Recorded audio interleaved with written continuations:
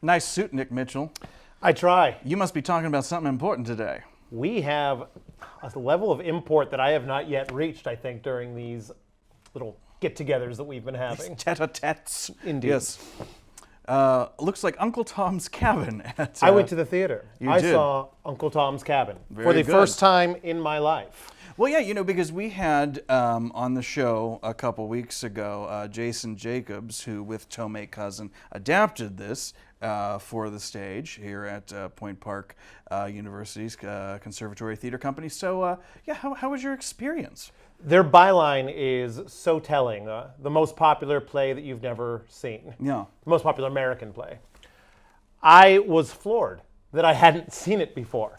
I read the program notes, learned that it had been around since 1852. From 1852 to 1925. If an American saw one play, it was that. And now the book is banned from libraries. Well, do you think that's why it's not done? Because it's such a touchy subject? I mean, the subject of race has always been a volatile one in this country, but I mean, maybe that's why it just takes a lot of courage to do a show like this. It does. But it is a story that is timeless and deserves to be told, and I think everyone should see it. And I'm not talking about necessarily the production level of this production, which was a good. It met all of the Point Park standards, but I almost couldn't judge it because I spent too much of my time wondering how I knew most of this story from The King and I. Because it's such a rarity that it actually gets done, so it has few peers, I guess, There was to judge it nothing against. to compare it to. It was unlike things I'd say. The style in which they did it, it was a very storytelling.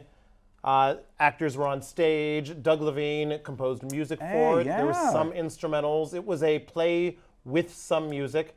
It was accented by the music. It was not in any way, shape, or form a musical. And then we got to Act 2, and it gets a little serious. Well, yeah, I can imagine. It's not Where is Little Liza from the ballet scene of King and I, which, again, I repeat, that's the only way I knew it, and I'm embarrassed by that. I'm embarrassed that I hadn't gone to read the book. I'm literary. You need a little bit of humility. I read Gone with the Wind in the 7th grade. I mean, that's pretty good. Cover to cover, the whole thing, like 1,100 pages. And I just from what I recall from my conversation with Jason on the show, timeless. Yes. Still holds true today. For example, the setting is listed as America, past, present, future, ?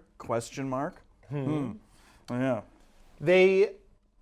They bookended the show with some of that timeless motif of when does this need to be, who does this apply to. I understood why it was there. I didn't need it. The story itself was already timeless enough for me.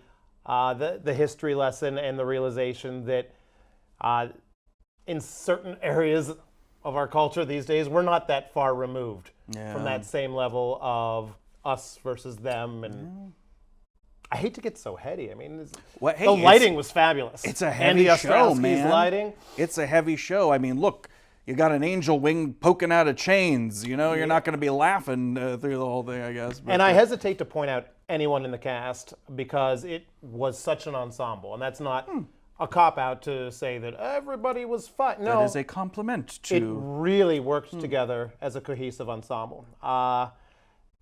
Gosh, I just think that if you haven't seen this play, which you probably haven't, you would be well served to take this little history lesson. Oh yeah, because who knows when we may see the likes of it again. Could be another 75 years. It's sort of like Halley's Comet. I was gonna say Brigadoon. Isn't that like? Doesn't it come up from the mist like every 100 years? 100 years. Okay. Probably more in line with what we do here than Halley's Comet.